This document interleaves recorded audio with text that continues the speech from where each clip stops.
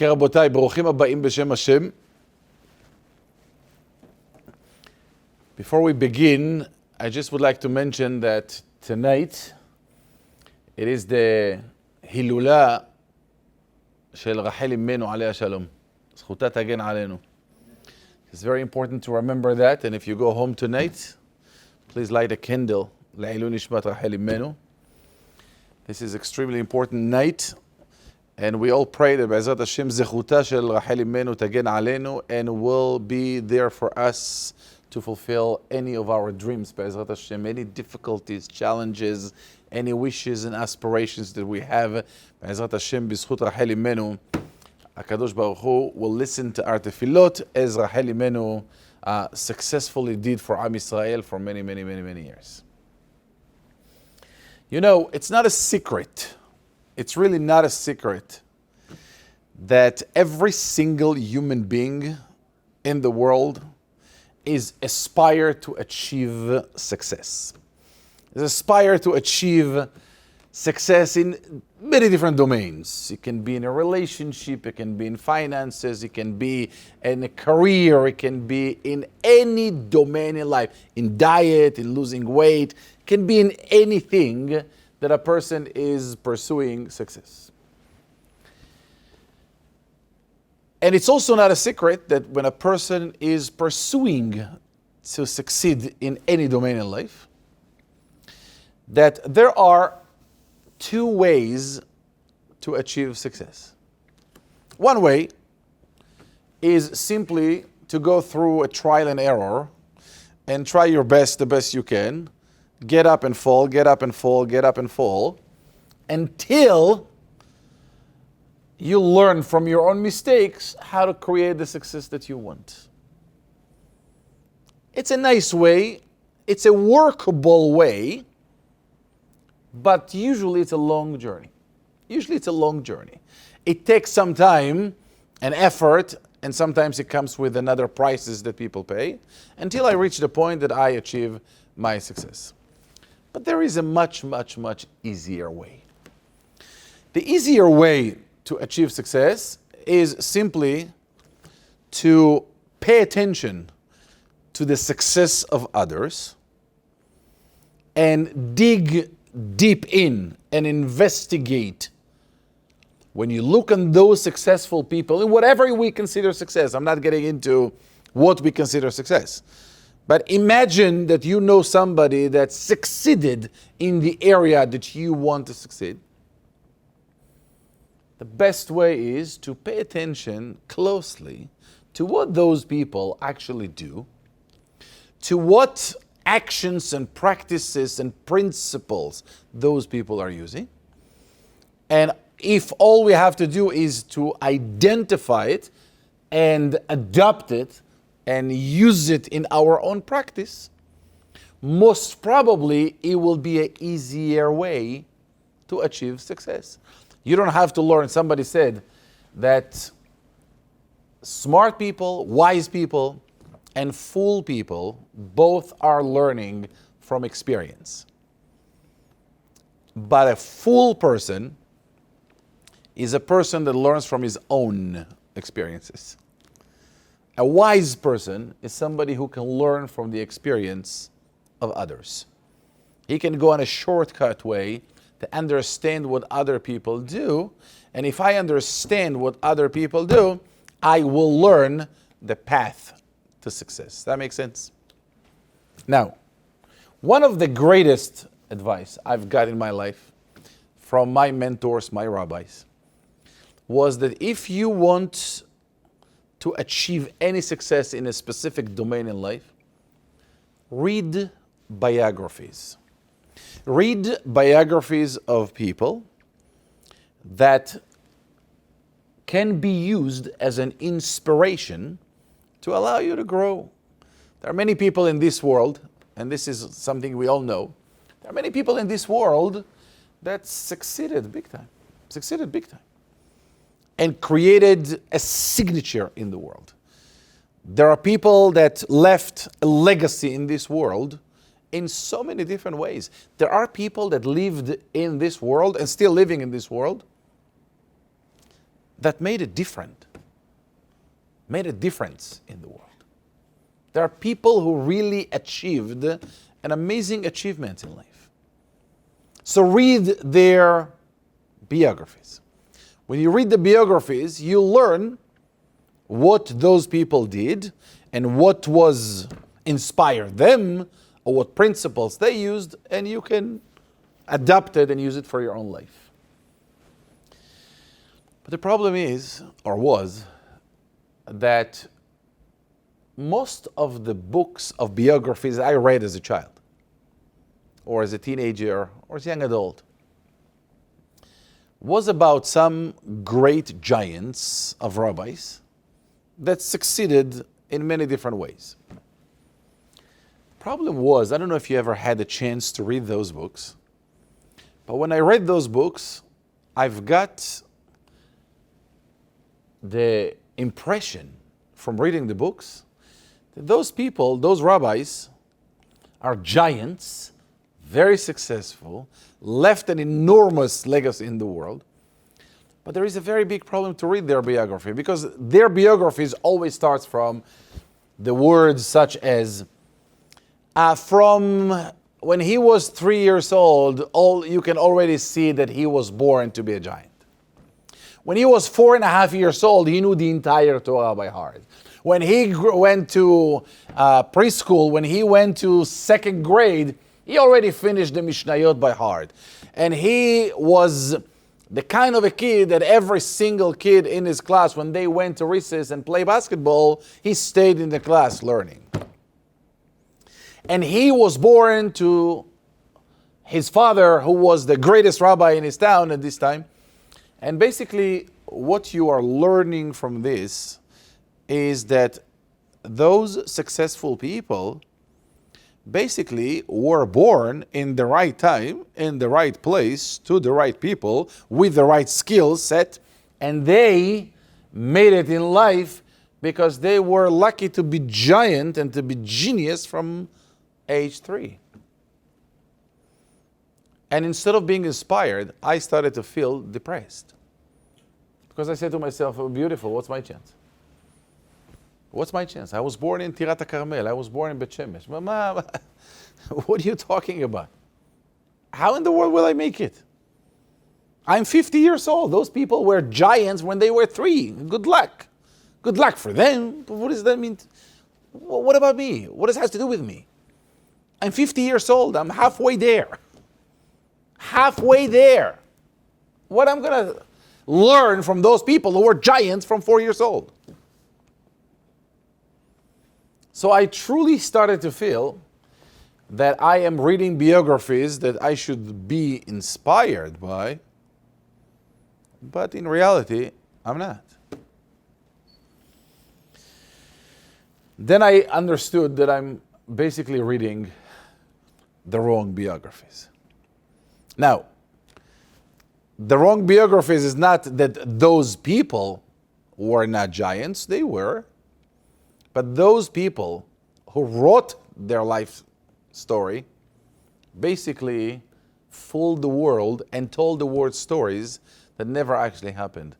Because in reality, we know that many, many, many giants, and I can go on stories one after the other, in the secular world and in the Torah world.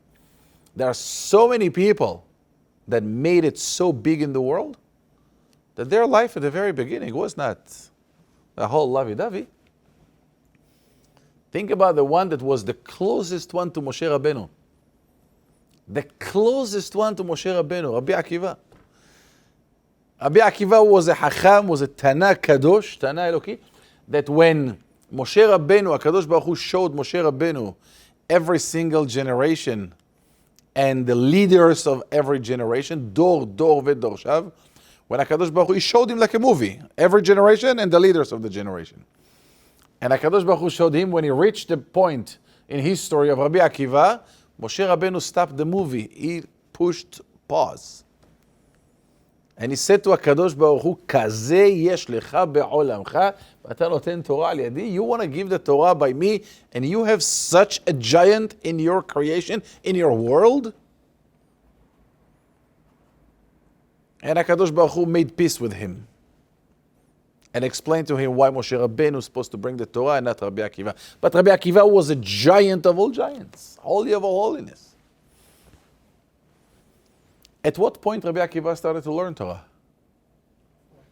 40 years of age. Forget about learning Torah. He was learning the Aleph Bet in 40 years of age.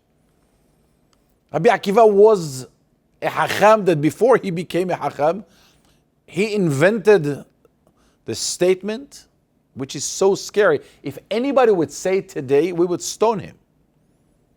But back in the days, Rabbi Akiva used to say, Mi iten li, thank God for those who don't speak Hebrew, Mi iten li talmid Hacham, ve'eshachenu kahamor. His entire aspiration was to find a Hacham, to find a rabbi, and to bite him like a donkey. Why like a donkey, not like a dog?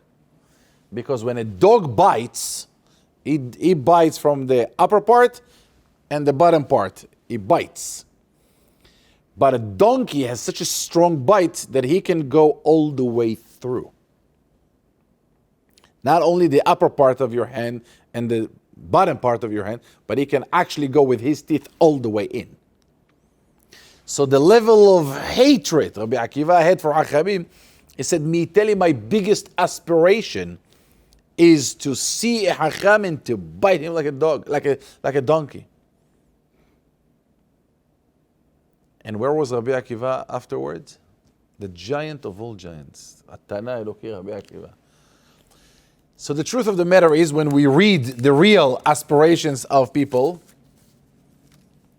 and we read the real biographies, this is important, we might learn something that will affect us and have an impact on the way we run our own lives. What do I mean by a biography with a twist? A biography with a twist is a biography that we read and learn about someone, about our giants, that when we learn about them, we can actually learn why we can do what they did, why we have the power that they had. And that's an aspiration. It is an aspiration when I know that whatever story you told me, it's relevant to my life. I can just copy and paste if I understand that story. Where do we find the right biographies? Where do we find the real stories about our giants that we can learn how to adapt it to our own lives? This is what I would like to do today in the parasha that we are going to read. This Shabbat, Be'ezrat Hashem, Parashat LECHA. Parashat LECHA, the Torah is describing to us the life of Avraham Avinu. I want to be very clear about this. There are many, many people in the world that love Chumash Bereshit.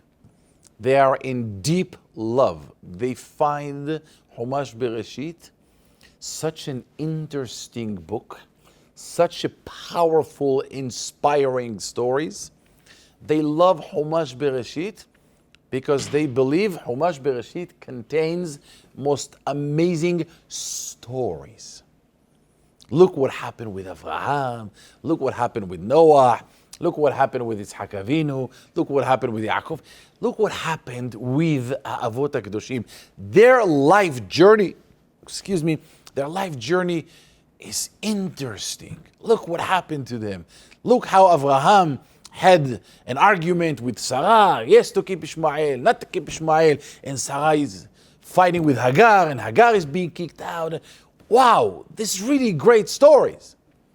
The biggest mistake we can make in Chumash Bereshit is believing for a second that Chumash Bereshit is actually a storytelling book. Because what we should know, and you're going to see how it goes, it's really, really powerful.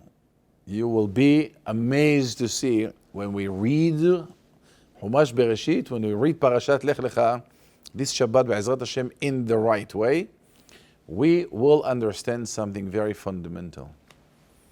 Avraham Avinu did not live life as an interesting journey. Avraham Avinu never acted in a specific way because this is how Avraham Avinu felt it is the right thing to do in his right time. Avraham Avinu never did hesed, never was kind to people, was never close in love with people because he felt it's the right thing to do. Avraham Avinu, we need to know this in the most clear way possible. Avraham, Yitzhak, and Yaakov basically designed and engraved the characteristics of the DNA of a Jewish person. When Avraham Avinu lived life with Hesed, he basically took the Jewish soul and engraved the Jewish DNA and basically engraved in Hesed. In other words, when we learn the life of Avraham Avinu, we basically are learning our own lives. Because if Avraham Avinu engraved kindness and Hesed within the Jewish soul, what does it mean about my life? What does it mean about it means that I have it. So if I have it, learning the biography of Avraham Avinu will allow me to learn about who I am. If we understand Avraham Avinu's life, we understand us, we understand ourselves. And when we understand ourselves, that we are made out of this DNA that Avraham Avinu created, we have a chance to start to use it and create with it the legacy that Avraham Avinu himself created. And here is how it starts, and I would like to read a little bit from the parasha, because you will see that when we learn the life of Avraham Avinu and we understand that DNA, we are basically getting the power to empower ourselves and not, Chas v'shalom, being depressed. Okay, that's Avraham Avinu. What Avraham Avinu has to do with me? As Hachamim said, Hayav Adam Lomar, Matai yagiu ma'asai lema'aseh avotai Avraham, Yitzhak ve'Yaakov. It is an obligation, underline the word.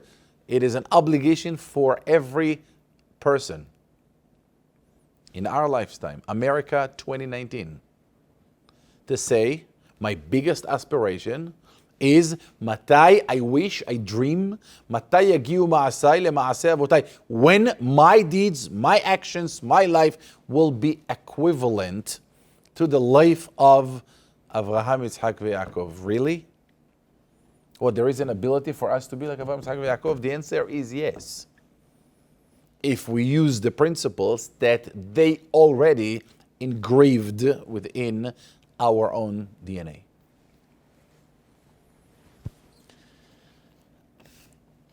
Be'ezrat Hashem, this Shabbat, we're going to read Parashat Lech Lecha, and here is how it starts. Vayomer Hashem el Avram. I'm going to take advantage to the fact that I think everybody here do speak Hebrew. It will be a little easier. Vayomer Hashem el Avram, Lech Lecha me'artzecha, o mimoladetecha, o mibet avicha, el haaretz asher arek. What is the statement? Kadosh Baruch Hu appeared to Avraham, and he's telling him, what is he telling him? He gave him a commandment. He commanded him to do what? Lech lecha me'artzecha, get out of your land, umimoladetecha, and your birthplace, umibet avicha, and from your father's house. Get out of this place. Okay? To where? Where do you want me to go? Where should I go? El haaretz asher areka. What does that mean? What does that mean, El haaretz asher areka? I'll show you later. What I want you to do is get out of this place. Get out of artzecha, moladetecha, umibet avicha. To where? I'll let you know later. Okay? And then what's going to happen? ויעשך לגוי גדול, ואברכך, ואגדלה שמך, ויהיה ברכה. Okay. Kadosh Baruch Hu tells Avraham Avinu, get out of your birthplace, your land, your house, your father's house, to the place which is, for now, is unknown. Fair enough? Truth is, when you read this, it's a mind-boggling question, not my question. Every Hacham with interpretations on the Torah raised this question. And it's really a mind-boggling question. How old is Avraham Avinu at this point? When Hashem appeared to Avraham, ויאמר Hashem el Avram, לך לך מארצך וממולדתך ומבית אביך אל הארץ אשר לך. How old is he? The Torah is introducing Avraham Avinu to us. We should learn Avraham Avinu's life. This is the biography we need to learn. Every single human being from age nothing should learn the biography of Avraham Avinu. Okay, how old is Avraham Avinu when Hashem first time came, knock on his door and say, Shalom Aleichem Rabbi Avraham? 75. So first and foremost, if HaKadosh Baruch Hu did not knock on your door so far, don't give up. Don't give up, it can still happen. 75 years old, took HaKadosh Baruch Hu to knock on the door of Avraham Avinu. Where was Avraham Avinu for 75 years? The Midrashim gave us a lot of stories. Excuse me. There are many stories that we know in the Midrashim. One of the most famous stories that Avraham Avinu was called Avraham HaIvri. I want to tell you something. If we are going to pay attention all the way through for what we're going to speak today, there is an enormous chance, a wonderful chance for us to really, really shift our lives to dimensions that we cannot even imagine possible. Listen to this. 75 years, Avraham Avinu is alone. Avraham HaIvri, Ever in Hebrew is side. Why Avraham Avinu was called Avraham HaIvri? Try to imagine that. Because Avraham Avinu was on one side of the world versus against the entire humanity. So here is Avraham Avinu living in the community, living in the city, that he's so lonely or alone on his philosophy and beliefs, the entire world against him. And he looks on not the majority, on the entire world, and he tells them, you guys are fool, you guys are stupid. You're not normal. I'm right and you're wrong. Against every single human being on the planet. We get today unfriend on social media. We need a psychiatrist. Somebody doesn't like me. Someone doesn't like me anymore. We get a point of criticism. Somebody said something about us. We freak out. If we don't get the approval from society, we're dead. But Avraham Avinu is standing alone, still and strong, alone against the entire universe. And he doesn't care that the whole world going to the right, he goes to the left, or vice versa. He's alone. Not only he is alone, the world hated the fact, even his own family, hated the fact that he doesn't believe in what they believe, because they were dying for approval from him. So they even tried to kill him. Nimrod, his father, Avraham Avinu's father, Terach, took Avraham, and Avraham had to hide himself for 13 years in a cave. So they're not going to try to kill him. To the point that his father handed him on a silver plate to Nimrod to kill him. And Nimrod goes to Avraham Avinu. The Midrash tells all the story. Nimrod goes to Avraham Avinu and he's telling him, you either bow down to our idols, either you worship them, or I'm going to burn you. Avraham Avinu said, burn me, no problem. Kill me, not a problem. And he put him in Kivshan Ha'esh. Avraham Avinu was able to be alone by himself, on his own beliefs, on his own power, and was willing to die for it. To die for it means he put himself, literally speaking, on fire or in fire. Believe that whatever he believes is the truth. I'm right and you're wrong. Many stories took place in Avraham Avinu's life to show his dedication to HaKadosh Baruch Hu, to show his world war that he declares against Avodah Zarah. And here we are. Surprisingly, the Torah does not describe a word about this. Not a word. Did you ever see a word in the Torah about 75 years old of a giant like Avraham Avinu? Isn't it important that we should know about Avraham Avinu's first 75 years of life? Not a word. Not a word. Vayomer Hashem el Avram, first time HaKadosh Baruch Hu proved to Avraham Avinu that what he believed was true. There is God and he created the world. First time HaKadosh Baruch Hu introduced himself. It's 75 years old. Avraham ben 5 shanim ו70 shana etzeto meharan. 75 years. Nothing, nada, klum. That's not important for us to learn. That's not my question. Everybody asks this question. And there are many incredible, powerful answers to this question. But we want to go to a specific direction, see if we could. The second thing that is really, really, really interesting to pay attention to, Kadosh Baruch Hu tells Avraham, Lech LECHA me'artzecha, ומולדתך מבית אביך, to where? אל הארץ אשר רק.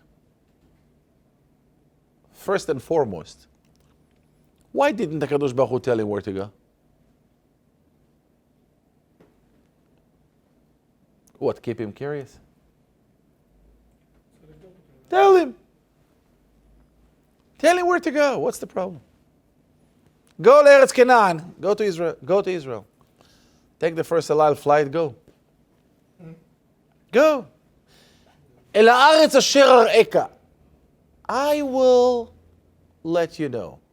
When? When I decide. When I decide to let you know, I'll let you know. For now, all you have to do is get out of artzecha, mulatecha, bet avicha. To where? You'll find out. But the second thing is, right after that, when HaKadosh Baruch Hu told him to go, the Torah said clearly, ויקח אברהם את שרה אשתו, ואת לוט בן אחיו, ואת כל רכושם אשר רכשו, ואת הנפש שעשו בחרן. Avraham Avinu packed up everybody and everything he had and owned, and his people, his community, and his family. And where is he going? ויצאו ללכת ארצה כנען. ויבואו ארצה כנען. Avraham Avinu is going to where? ארץ ישראל. Who told you to go there? מי אמר לך ללכת לשם? Avraham Avinu יוצא, pay attention to this. Avraham Avinu, HaKadosh Baruch Hu told him just to leave. Okay, I'm leaving. Now he turned on his Bentley and he's ready to go, right? No problem. He had 4 possibilities where to go. He could go to the right, he could go to the left, he can go forward, or he can go backwards. He can go possibly, in theory, to 4 different directions. And he can go to Dubai, or he can go to any place he wants. The Torah stated, "Vayetzeu lalechet arza Kenan," they left to go to arza Kenan, vayavohu arza Kenan, and so they did. Who told you to go to arza Kenan? How do you know to go there? Now, some of the Hachamim are saying, like Michelle, like you mentioned, that HaKadosh Baruch Hu didn't tell him where to go because that was the nisayon, that was the test that HaKadosh Baruch Hu tested him. That was a nisayon. HaKadosh Baruch Hu tested him. I'm going to tell you to leave. I'm not going to tell you where. See if you're going to do it. Wow. Because that's going to show what? Trust. That shows that you trust HaKadosh Baruch Hu, right? I don't know. I don't know if I'm even allowed to ask the question. 75 years, I'm with you. 75 years, I put myself in fire for you. Are you still testing my trust? I put myself, be'or kasdim, in fire to be physically, literally burnt out. You still questioning? Oh, let's see if you would go, even if you don't have the destination on the GPS. That's a nisayon, that's what you try. I gave you a gift of $1 million. You want to test me if I will give you $1? You want to test me if I trust you? I trusted you with all my life. I fought with my father. I fought with my uncle. I fought with the entire universe for 75 years old. Now you're testing me? And besides, maybe that would be the last thing we should wonder about. If HaKadosh Baruch Hu wants Avraham Avinu to go somewhere, he doesn't want to tell him where. Okay. What is the meaning of the words Lech lecha me'artzecha, mimoladetecha, u'mibet avicha el haaretz asher arecha? Why is it important to mention those 3 locations? Artzecha, moladetecha, u'bet avicha. What do you want from me? You want me to go from point A to point Z? Tell me. ויאמר השם אל אברהם, לך לך אל הארץ אשר אראך. Go to the land that I will show you. That's a sufficient nisayon if you want to test him still. Go! Please go! Where? I'll show you. But what does that mean? Go מארצך, ממולדתך, מבית אביך. I want you to go to Israel from now, from here. So, Janet, I want you to leave La Cienega area. I forgot the name of your street. But it's La Cienega. Ah? More. Okay. Get out of your house from Moore Street, from Los Angeles, from California, and go to Israel. What's the point of all of this? What do I need to leave all those details? One-way ticket. One-way ticket. So leave and Shabbat Shalom. What do you need all these details? I'm not sure that what I'm about to suggest would create more empowerment or depression. But I really don't feel that there is a chance, and it is about time for us to face reality and face the truth. And even though it might not be easy to hear, not easy to understand, not easy to agree, and definitely not easy to implement and to put it into practice, but it is part of what our DNA is all about.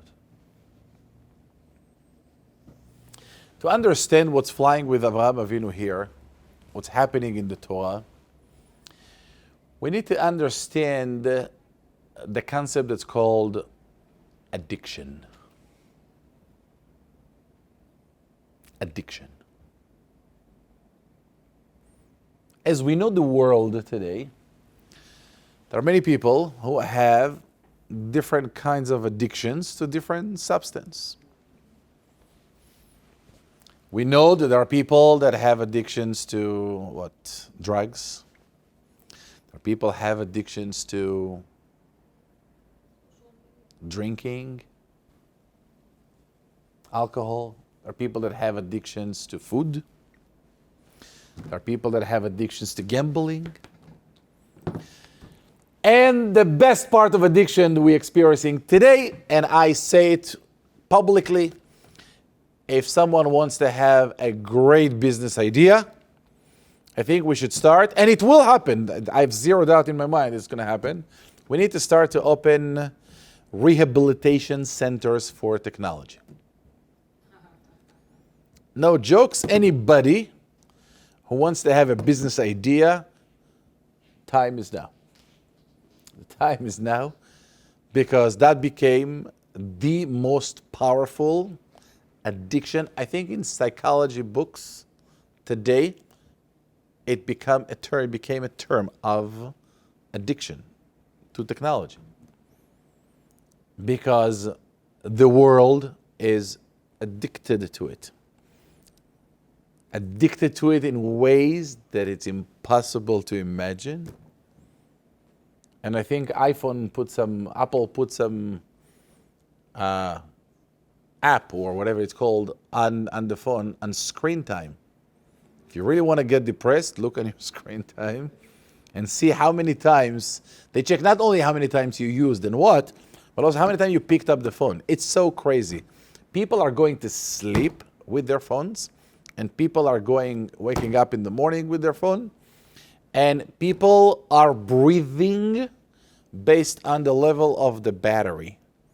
If people don't have battery in their phones, they feel they're dying. Now the phone is dying, they are dying. And to be quite honest, I don't know where the brain is. When we give to our kids and 5, 6 years old, we give them cell phones. They go to school with cell phones, and they lose interest in what's happening in the classroom for a reason, and they misbehave, so we give them Ritalin. So we give them the sickness, and we medicate them with another medication to prevent the sickness we have created. To be honest, it's quite scary. And we think that our kids are addicted. I have the well-known news. We as adults are not an inch less addicted than the kids. But it is an addiction. Now, what is the common denominator between all of those addictions? What is addiction by definition? When I say addiction, what do I mean? What is addiction?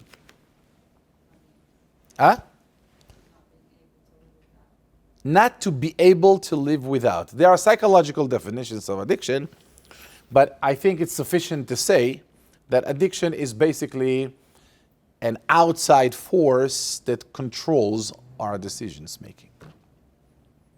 Something else is controlling me. Meaning, I understand that this burekas is unhealthy. I understand that. I know I am not going to lose weight eating 7 of them. I get this. I took all the classes about cholesterol, high blood pressure, and overweight, and obesity, and whatever. I got it. I know it. But when I see it, it controls me.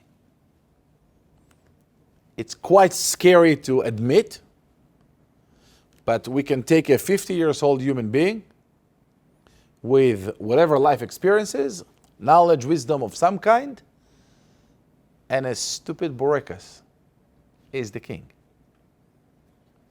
You have no say when the desire is in front of you. It's quite scary. It's something else, it's outside force that controls us. And you can multiply it by all kinds of of addictions that's going on in the world. We understand, we know it's bad, intellectually we get this, we comprehend the idea, but in the end of the day, practically speaking, we take it. Even if it's smoking or alcohol or whatever else it is, including the phone. You know, the best part for Jewish people is during Hag HaSukkot, not only on Shabbat of course is one of them, but Hag HaSukkot is like 2 days and another Shabbat and 2 days. You have like 5 days a week, not having a phone. And to be quite honest, I can tell you just from my own experience, I was wondering in the end of the Hag whether or not the world still exists and Trump is still the president. And I thought if I'm not connected, the world will not survive. And guess what? I had no phone for 2 days and the world remained in one piece. It's unbelievable. We are worried if I'm not there. But the bottom line is, when we have an outside force that controls us, that's the definition of an addiction. While the above addictions examples I give are considered addictions, there are some addictions that we are suffering from that the world doesn't call them addictions, and the world is not looking at them or identify them as such. Even though we all have this addiction, 1,000,000%, every single one of us. And the addiction that I want to talk about right now, and I'll show you how it works here, is the addiction that we have to live our lives with the agenda of others, to please others, and to live life seeking approval from people. And whether psychologically, in psychological terminology, is considered addiction or not, it makes no difference. It is a force that controls every single thing we do in our lives. We're getting excited. By the way, psychologically, when we get a phone call, we get a text message, you know, people see their phone for 2 minutes, nobody calls, they feel terrible. Somebody calls them, give them a message, they're alive. I exist, I matter, I'm worthy, someone cares. If you go through the entire Shabbat, and the entire Shabbat there is no one email, 25 hours, you would consider if your life worth living. Like no one cares. And every single thing we do is we're seeking approval of people. And every single step in our lives is basically the life that we want to please others and to make sure we look great in the eyes of people. And I can give you 10 million examples. We like to get approval from people.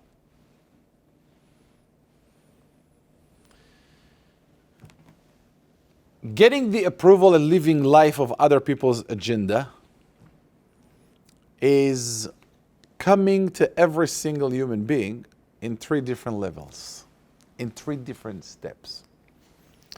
Because let me tell you this, when you look at a person, I'll tell you my own experience. When I see a person, when I see any human being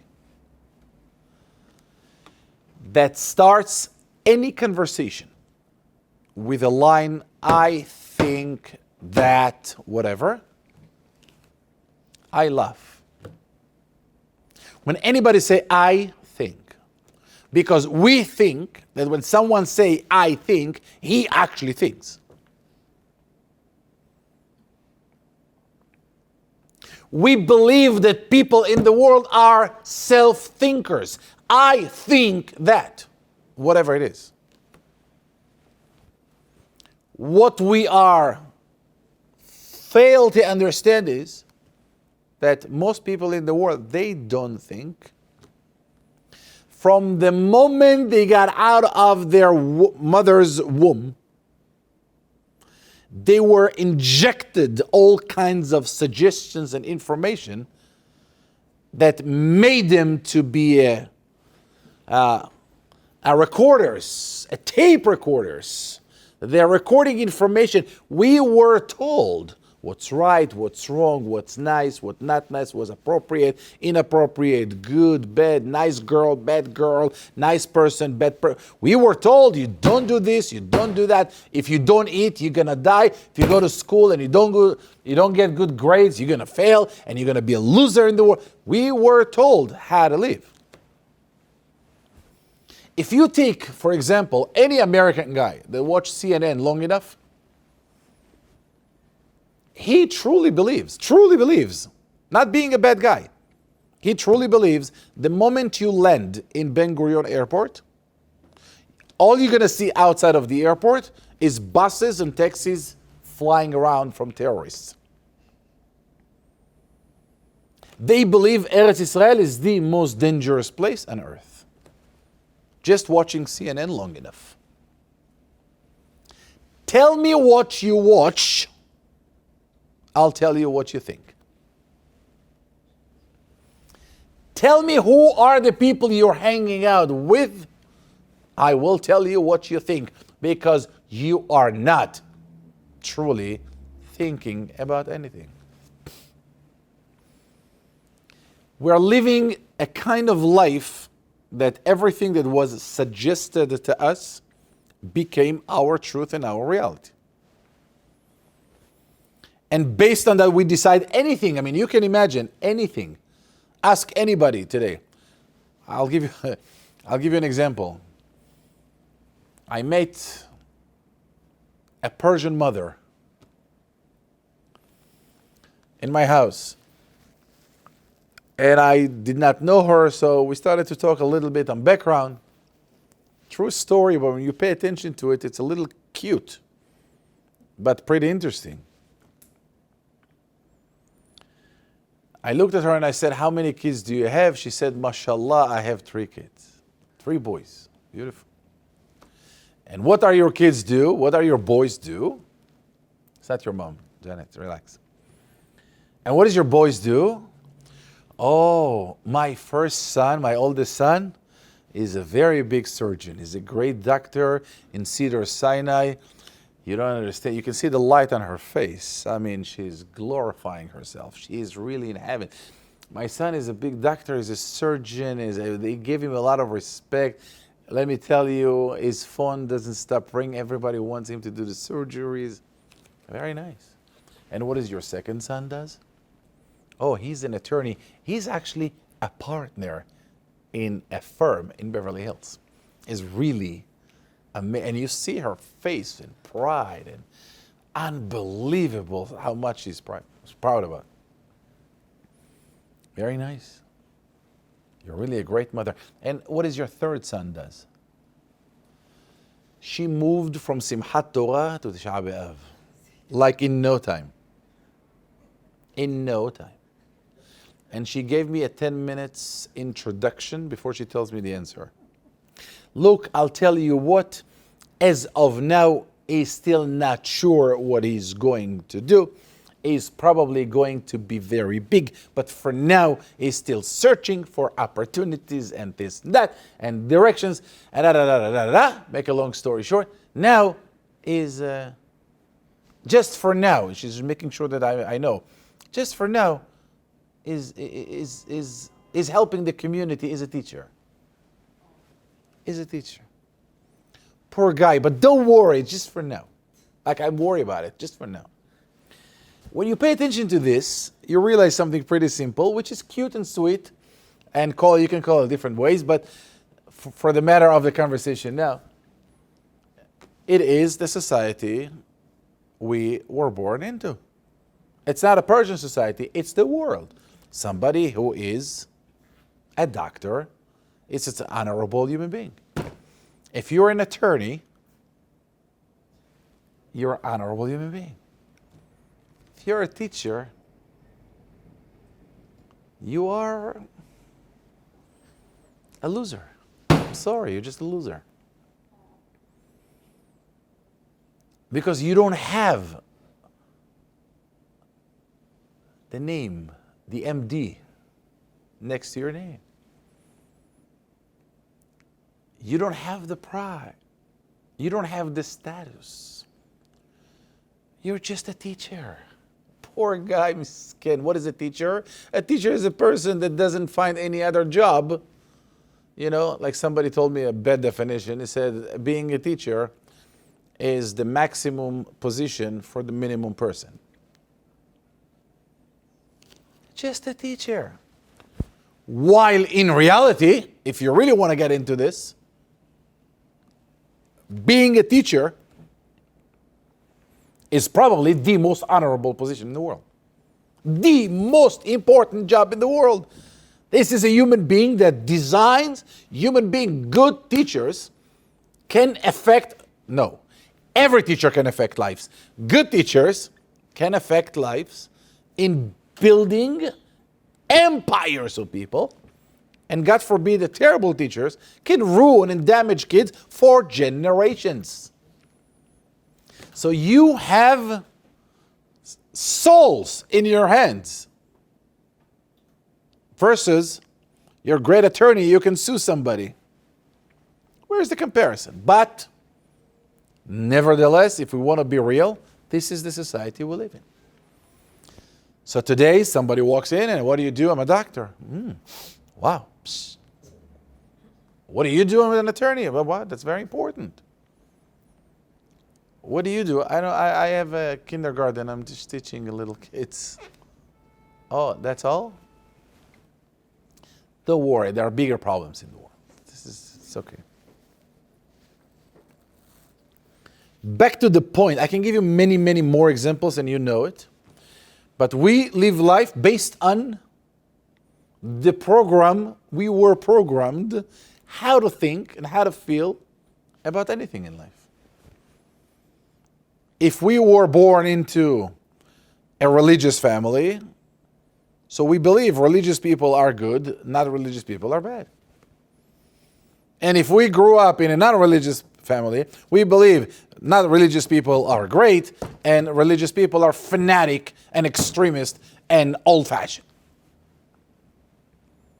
So when somebody said, I think that, by the way, it gets even further if you really truly want to go there. 99% of the time, you will pay attention to this and you will be amazed. People say, I think of something when they have usually zero real data and info about the topic they're talking about. I would never forget, this is a stupid story, but it's true. I was sitting on Shabbat table in one of the synagogues long time ago. Not long time ago, a few years ago. And we're eating Hamin on Shabbat morning, and some genius guy came up with a statement. And this is what he said. He said, I'm telling you, forget about I'm thinking, I'm telling you, President Obama destroyed the economy of the United States. I usually don't get involved when I hear such a brilliant statement. And really it makes no difference if you like Obama or you don't like Obama. It's really irrelevant now. It's not a political question.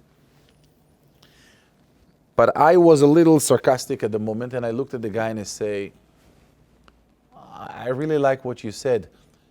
Are you an economist? No.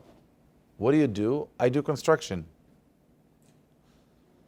Do you understand how economy works? Not really. Do you know what a good economy looks like? No. Do you know what destroying an economy means? No. Do you know President Obama? No. Have you attended some meetings when President Obama dealt with the economy? No. So where in the world the words are coming from? President Obama destroyed the economy of the United States. You cannot balance a balance sheet in your own family budget. You are brave enough to talk about the president effect on the United States economy? Are you kidding me? But people do. People do feel comfortable to speak because that's what they heard in Ynet 2 minutes before. People feel comfortable to talk about it because it's cool. It's cool to be involved and to know. People read news on the internet and they believe they know what's happening. Ask any Israeli guy. He knows how to solve the problem in the Middle East. Every single taxi driver, they know. We need to do this. We need to wipe them out. We need to kill the Palestinians. And we need to do this. Do you know where the Palestinians live? Do you know where Gaza on the map is? What do you know? Have you been in the army? Do you know what it means to send soldiers to a war? Do you understand the picture? No, but I have a heartbeat and a tongue, and I can talk. I can talk because I'm telling you, I think that's what we should do. Go sit in the Prime Minister's seat and we'll see what you know how to do. You will not be able to make coffee in that office. What are you talking about? Do you know what these people... I would never forget, never forget. My biggest mentor in the world, Rabbi, and anything you can imagine, is the chief rabbi of Israel, Rav Shlomo Moshe Ammar, the Rishon LeTzion, Hashem Yarich Yamav Batov. I remember, many of you probably remember too, I remember when there was a question on releasing Gilad Shalit. Releasing Gilad Shalit, the Jewish soldier, the Israeli soldier from the Hamas in Gaza, and they wanted to take him for the price of 1,000 terrorists. Big debate in Israel. Big debates in Israel. Yes, no, or we're taking one soldier for 1,000 people. You know, 1,000 people can kill more. Are you selling? It was a big debate. I remember I was sitting in the car with Rav Ammar, and I said, Hacham, what's the halacha in this case? What's the halacha saying in this case? Are we allowed to release a soldier, to take out a soldier, pidyon shvuim, with paying a price of 1,000 terrorists? Halachically, it's the right thing to do. He looked at me and he said, listen dear, there is no halacha implications on any case that you don't know the case. He said, am I the chief of staff of the army of Israel? Am I the prime minister? Do I know the case? Do I know those terrorists? Do I know what's the question on the table? Do I know what's the real picture of the deal? I know nothing. What's happening in halakha is when you know the case and you're familiar with the details and you investigated every detail and you inhaled it deeply, then you can say what the halakha is about the case. He said, I don't know the case. Prime Minister probably know the case because that's what he does. I don't know the case. So the halakha, a lot of people asking, if I don't feel well, should I eat on Yom Kippur? Shouldn't I eat? I'm allowed to eat on Yom Kippur. What's the halakha? Should I eat? Shouldn't I eat? The halakha is pretty simple. If this is a pikuach nefesh, you eat. If it's not pikuach nefesh, you don't eat. Who decided if it's pikuach nefesh or not? A doctor. If you don't know, go to a doctor. It's not a question to a rabbi. The rabbi can tell you that if it's in pikuach nefesh, you can eat. But is it pikuach nefesh or not? You ask a professional. It's pretty simple. So basically, when you pay attention to this, there is a process in every single one of us that tells us who we are, how to think, and how to feel about anything in life. So that makes us a little bit funny creatures because we think we make the decisions. We think we know what's right, what's wrong.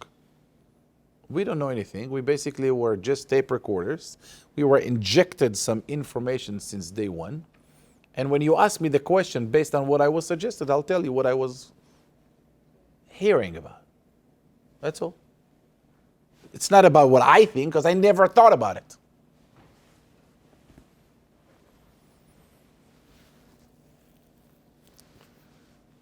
When HaKadosh Baruch Hu comes to Avraham Avinu, he told him, you need to get out. If you want to live your life, You need to get out of these three stages of life. Artzecha, moladtecha, mibet avich.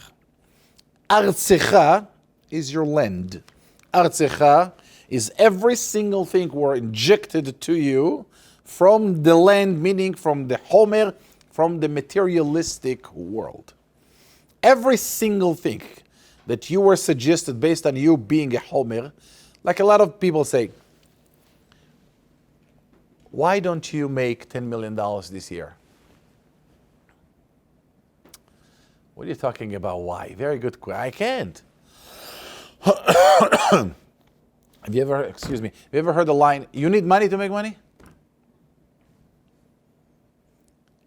Is it true you need money to make money? Of course not. Of course not. It is true if you are one of those people who were suggested about this and adopted it as your truth, and you live life based on it, then you need money to make money. Because I don't have money to make money, I'm going to stay poor for the rest of my life. Don't you know you need money to make money? Like, don't you know that 10 commandments of God, you need money to make money? You cannot take risks because you're risking the finances of your family. Taking a risk is being irresponsible. Have you heard that? Is it true taking a risk is being irresponsible? For those who believe, it is. For those who are multimillionaires today, it is a stupid statement. They will tell you how to take a risk, how to take a calculated risk, how to really maneuver around the risk, how to secure part of the risk. They will show you the strategy how to do it. But they will never have a limited beliefs like that basically keep them poor for the rest of their lives.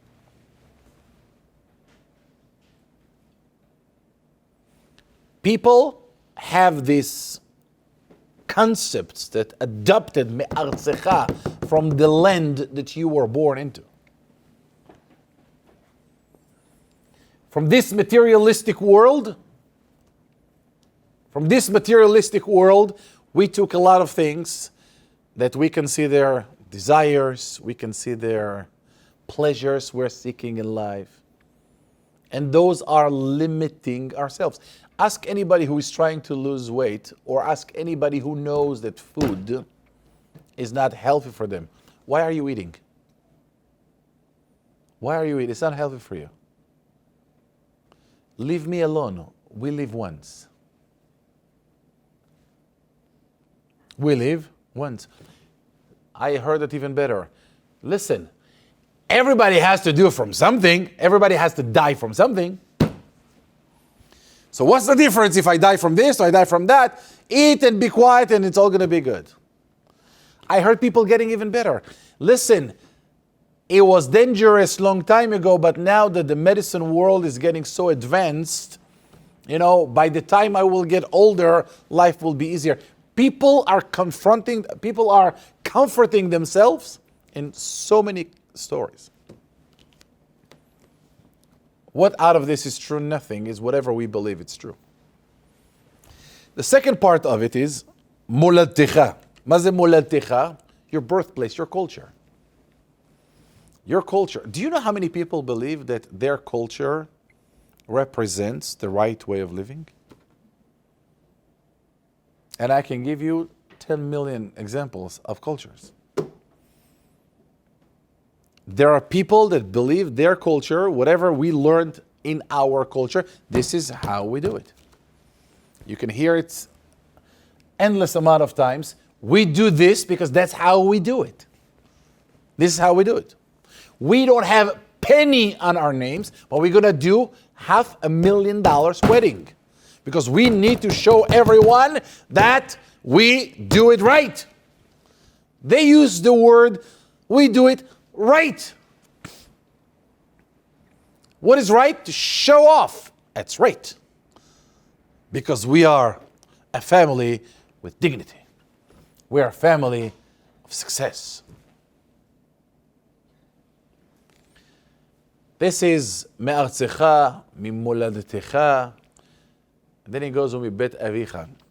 Bet avicha, it's your traits and characteristics that you believe they're your own.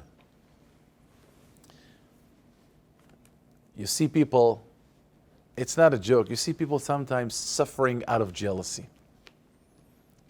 They're suffering. Let me tell you, it's painful.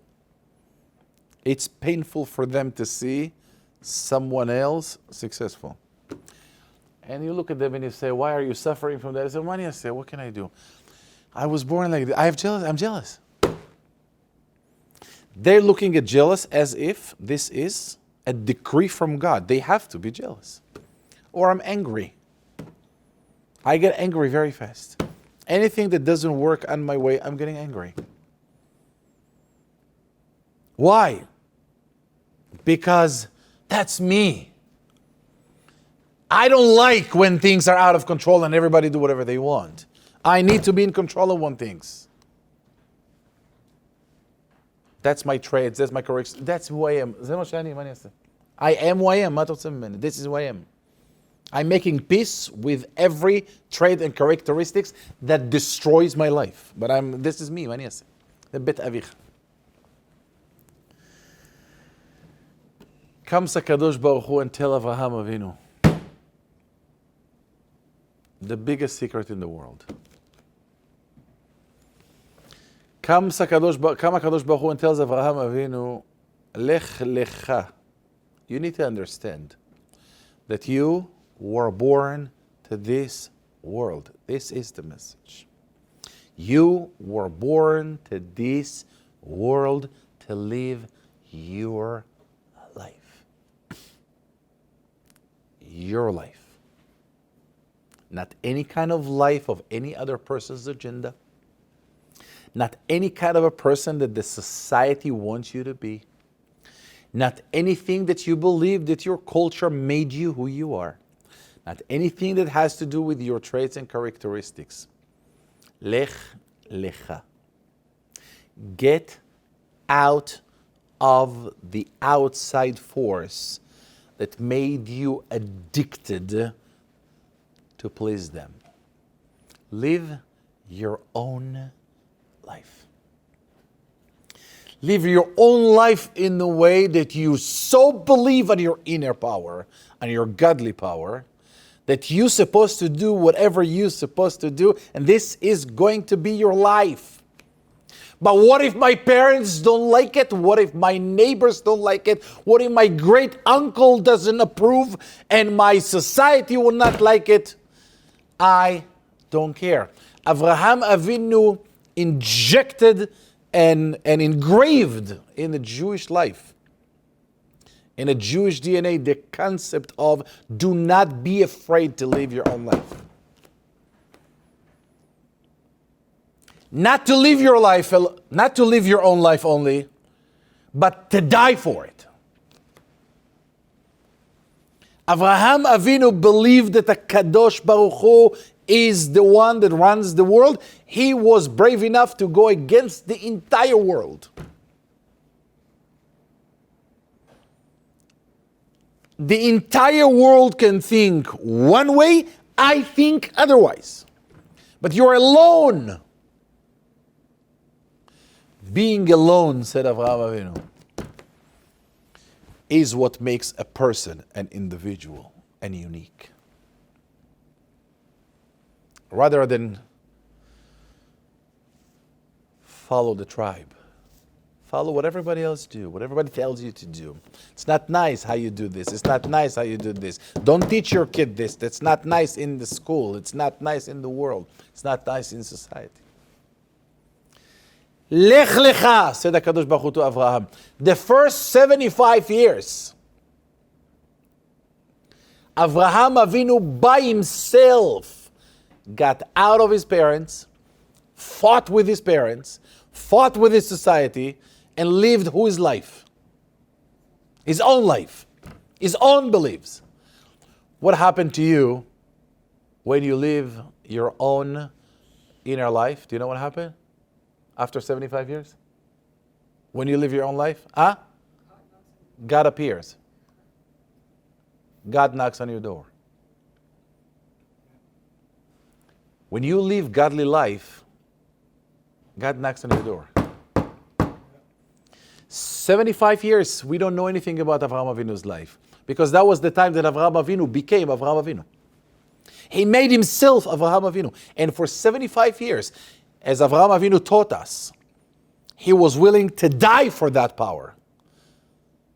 He was willing to die for his beliefs in HaKadosh Baruch Hu. And Avraham Avinu said, if you have nothing to die for, you have nothing to live for. How much are you believing in your own gift that HaKadosh Baruch Hu gave you? We are here for X amount of years. We need to live our lives that HaKadosh Baruch Hu gave us. HaKadosh Baruch Hu did not make you, me, and me, you, and me, her, and them. LECHA, get out. From where? מארצך, מולדתך, ומבית אביך. Get out of all of what you were injected your entire life. To where? To where I should go? To where I should go? אל הארץ אשר אראך. Why don't you tell me where to go? Said HaKadosh Baruch Hu to Avraham, I'm telling you where to go. I'm telling you where to go. You want to hear it? You want to see where I tell you? The destination is there. It's written on the wall. But you can't see it as long as you are בארצך, מולדתך ובית אביך. Get out of those forces. You're going to see where to go. HaKadosh Baruch Hu is telling us where to go. HaKadosh Baruch Hu is leading and directing our lives. But we can't hear it because we're deaf. We can't see it because we're blind. Because we are still in those limited beliefs we were injected and suggested since the day we were born. We believe in God, but why that happened? We believe in Hashem, but why am I having this challenge? I believe in Hashem, but God, dachilak, lama. Why? We don't understand it. When we get out of those three components, artzecha, molatecha, umibet avicha, when we become free of the suggestions we got, we will see God. We will see el haaretz asher arecha. We asked at the beginning, how did Avraham Avinu know where to go? It was written for him where to go. But there was a condition prior to it. Get out. What are you going to see there? El haaretz asher arecha. I'm going to show you. And I'm showing you the land. But you need to be able to see it. Kadosh Baruch Hu is speaking to us. Kadosh Baruch Hu is directing us. Kadosh Baruch Hu is protecting us.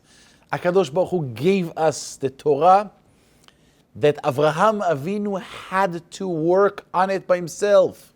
But after we received the Torah, he made our life easy. Now we don't have to guess the way. We don't have to assume the way. We know the way. We know the way. It's pretty simple.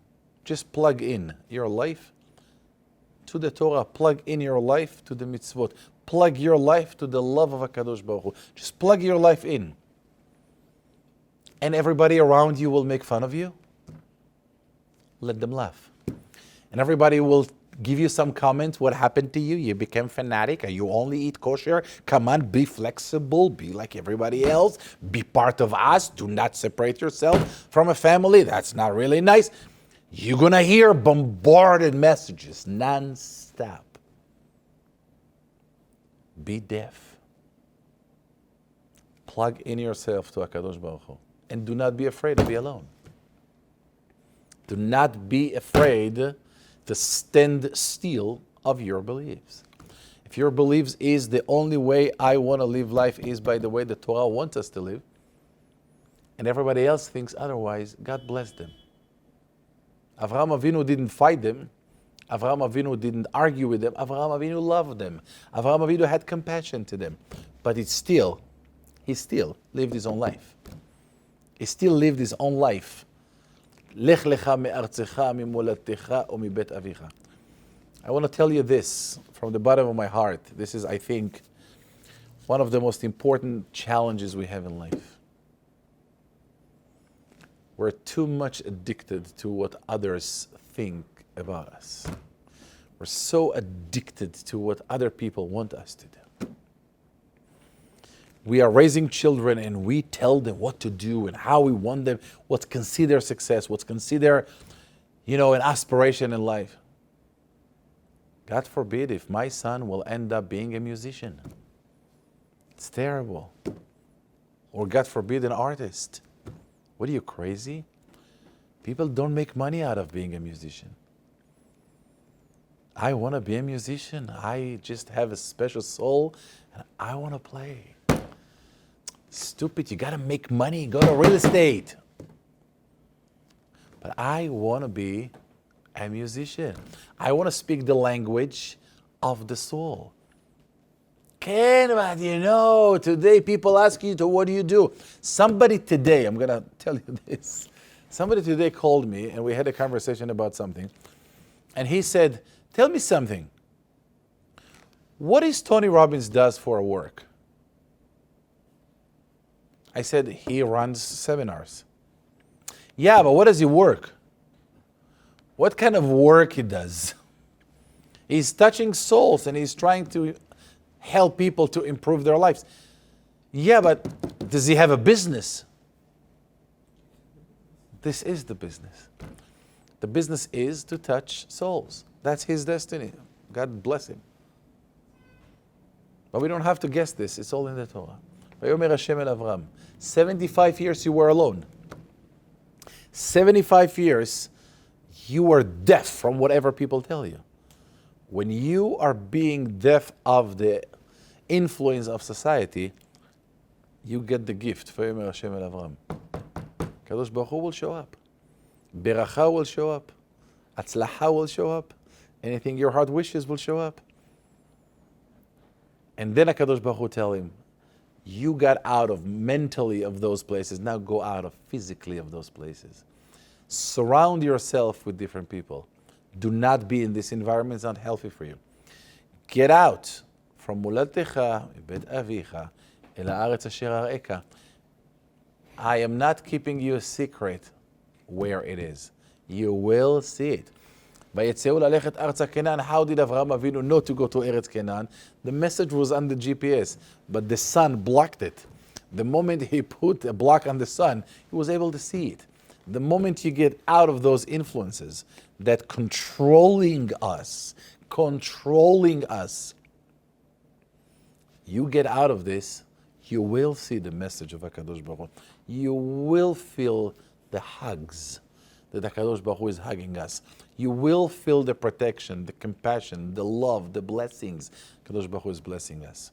But we cannot see it as long as we're stuck in whatever is not us, whatever was suggested to us, and whatever our other people decided that we need to live our life on their suggestion. You have a beautiful night.